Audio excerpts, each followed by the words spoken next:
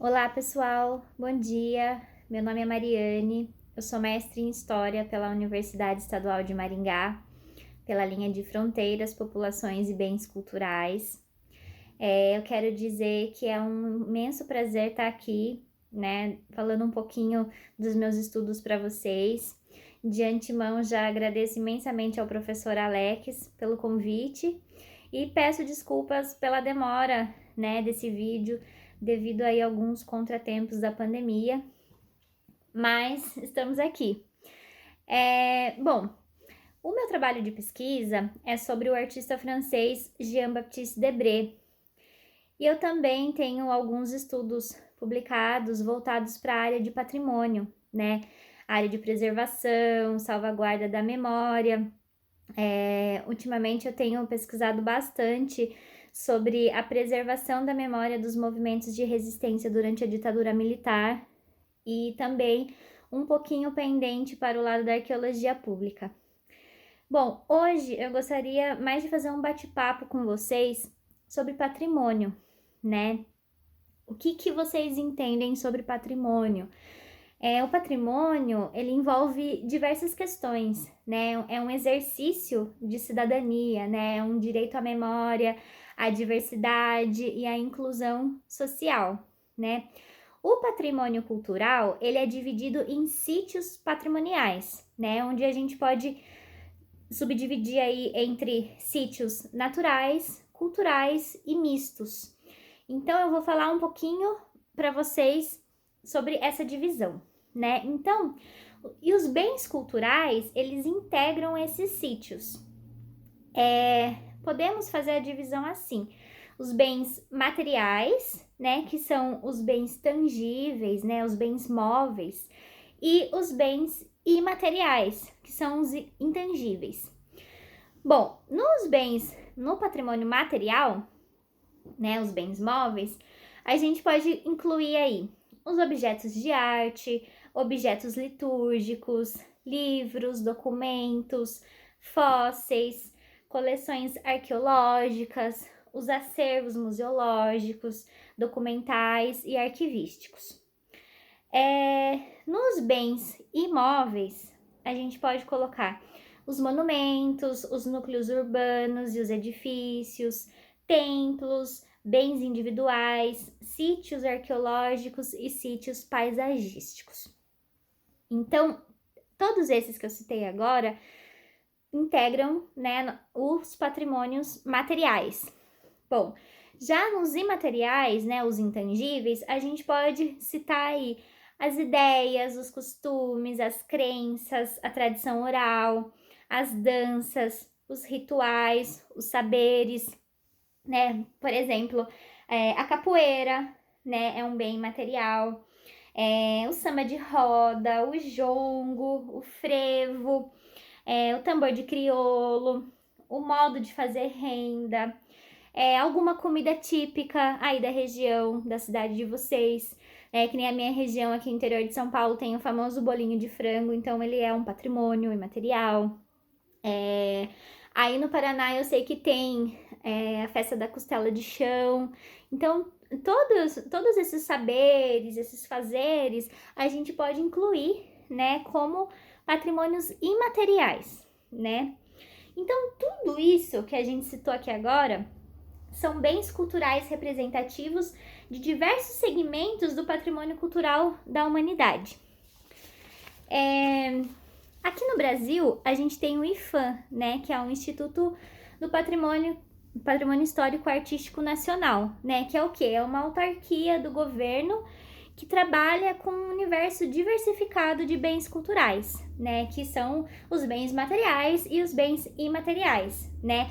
E todos esses bens, eles se referiam à identidade, à ação, à memória dos diferentes grupos formadores da sociedade brasileira, né? Então, o IPHAN, ele é um órgão de proteção ao patrimônio, né? Na página deles tem muitos artigos legais, tem todos os patrimônios tombados aqui do nosso país. Então, eu recomendo vocês darem uma olhadinha lá no site. Eu tenho um artigo meu fixado lá também, né, sobre as festas na representação das aquarelas de Debré. Então, se vocês ficarem interessados, depois eu anexo o link aqui no vídeo, tudo bem? Bom, agora eu vou falar um pouquinho para vocês sobre conceitos essenciais da defesa do patrimônio, né? Então, quando a gente vai fazer essa discussão de patrimônio, a gente percebe aí que tem vários termos que sempre aparecem nas discussões, né? Que estão intimamente vinculados com a questão patrimonial. Bom, a gente tem a identidade, que é um processo de construção do sujeito individual em relação ao outro, né? E também de constituição de identidade de grupos, né? Então, a discussão patrimonial está intimamente ligada à identidade, também está intimamente ligada à memória, né? Que é um outro conceito, que é um elemento constituinte da identidade individual e também coletiva.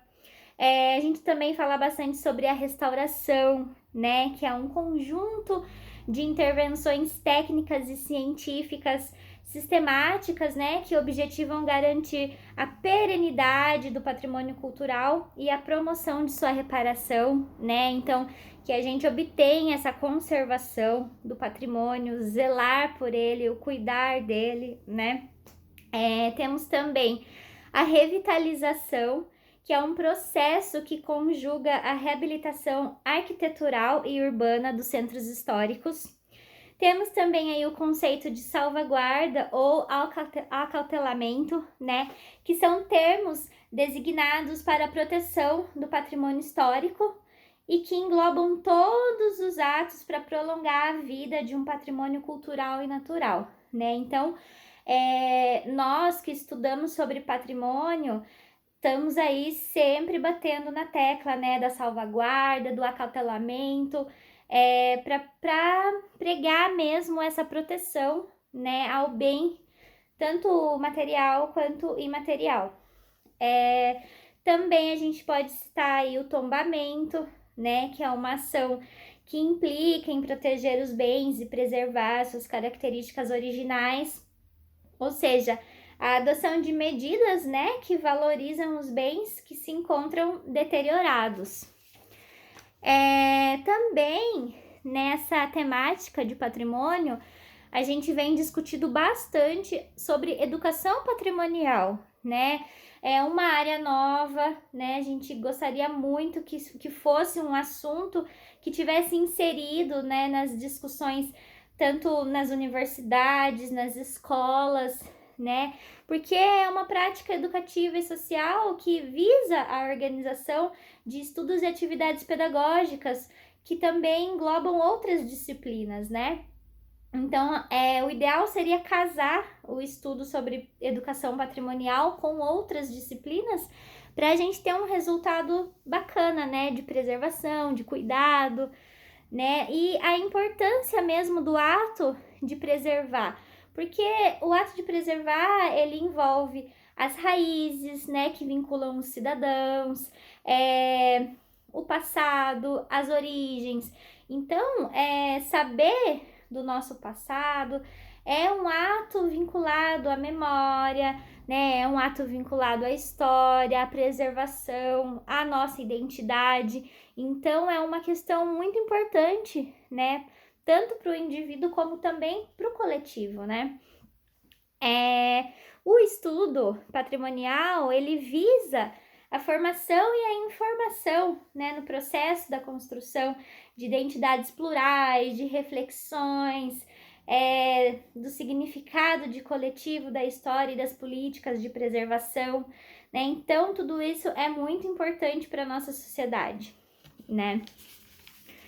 Bom, e o objetivo desse bate-papo é revelar outras dimensões dos bens culturais e instigar, né, vocês a refletir acerca da ascendência do patrimônio, né, sobre as identidades individuais, coletivas, e também gostaria de colocar algumas questões mais contemporâneas, né, como, por exemplo, recordar aí sobre as revoltas no Chile, né, de 2019 para 2020, que trouxe muito à tona a questão do monumento, né, a derrubada dos monumentos. A gente pode linkar essas questões aqui com o Brasil, né?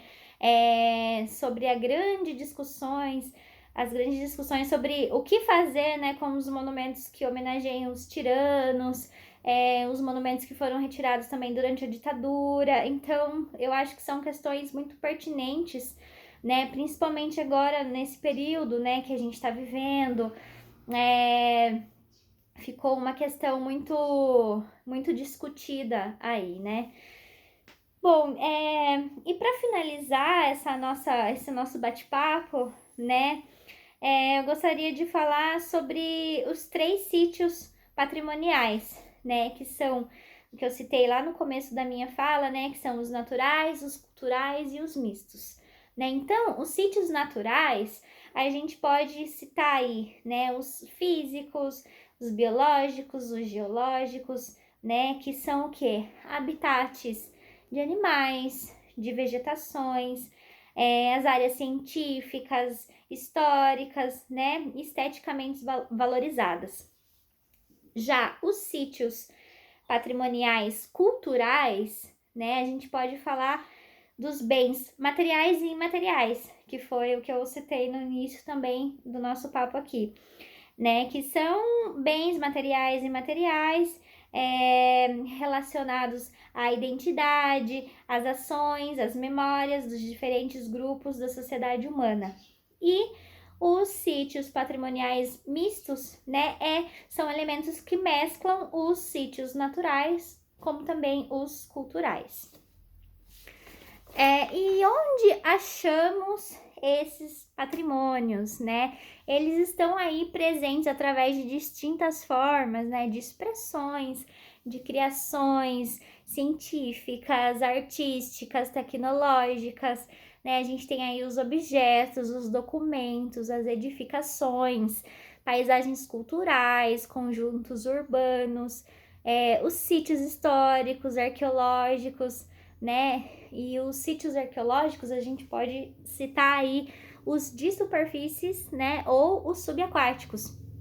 E agora tem uma área muito bacana, né? Da história da arqueologia que mexe, né? Com a história do mergulho, estuda os sítios de naufrágios. Então é muito interessante também essa área sobre patrimônio subaquático. Todos esses que eu citei, né? Claro que muitos continuam sendo ameaçados, né, por falhas nas estratégias de proteção, de dificuldade de fiscalização, né, e da lentidão da tomada de decisões para preservar, para tombar, salvaguardar, né, enfim. E aí também, o que a gente pode, né, acrescentar também é que é na natureza, né, que se encontram todas as fontes, tanto materiais quanto imateriais, para essa produção cultural, né? A restauração em si, ela depende também dos recursos da natureza, que devem também ser protegidos, né? Por exemplo, bens móveis e edificados, eles não podem ser restaurados ou conservados sem a disponibilidade de materiais como pedras, madeira, pigmentos naturais, né? Então, é na natureza que a gente encontra também, né, os produtos, né, para as fontes, né, para a restauração, para os recursos, né? E para por fim aqui no nosso bate-papo, eu gostaria de indicar, né, para vocês algumas sugestões de leitura, de filme, site, né, que vocês possam acrescentar aí nos estudos de vocês, né, quem tiver curiosidade para se aprofundar um pouquinho mais, né. Então eu vou citar aqui o livro, né, O Patrimônio Histórico e Cultural, né, do professor Pedro Paulo Funari com a professora Sandra Pellegrini. Memória e Patrimônio, Ensaios Contemporâneos, da professora Regina Abreu com o professor Mário Chagas, tá? Para vocês também acessarem o site do IFAM, lá tá anexado todas as cartas constitucionais, as leis e os decretos, né, sobre patrimônio, então tá tudo online. Tem um artigo meu lá sobre as representações artísticas de Debré, tá joia? Vou linkar também, se vocês quiserem, um artigo meu sobre a defesa dos patrimônios que remetem à memória da ditadura, tá bom? E um filme muito bacana que eu gostaria de passar para vocês também, quem não sei se alguém já assistiu ou quem ainda não assistiu, fica a dica, né? Narradores de Javé, tá bom? É um filme nacional de 2003, que é indicado para o estudo das articulações entre as identidades, patrimônio cultural e memórias coletivas, tá certo? Por fim, né, fazendo uma síntese de tudo isso que a gente conversou, eu gostaria de deixar para vocês uma pergunta de reflexão, tá bom? Se vocês quiserem me responder depois, eu vou gostar de saber. Bom, então vamos lá. Em síntese, o patrimônio, ele é de quem e para quem, tá? Então eu encerro o nosso bate-papo com esse questionamento para vocês, tá joia? Tenho mais algum material aqui, se vocês se interessarem, eu me coloco à disposição, tá? Pra gente conversar, tirar dúvidas, passar mais materiais, tá joia? Tem um livro aqui, Patrimônio Cultural e Ambiental, tá? Que é do Pedro Paulo Funari, da Sandra Pellegrini e do Gilson Rambelli. É uma compilação de vários artigos sobre questões patrimoniais, é muito legal. E também tenho esse livro aqui da professora Pellegrini, que é Patrimônio Cultural, Consciência e Preservação. Também é muito legal, acho que vocês encontram aí na biblioteca da UEM, tá bom? Então é isso, pessoal, um grande abraço, se cuidem, espero que vocês tenham gostado da aula.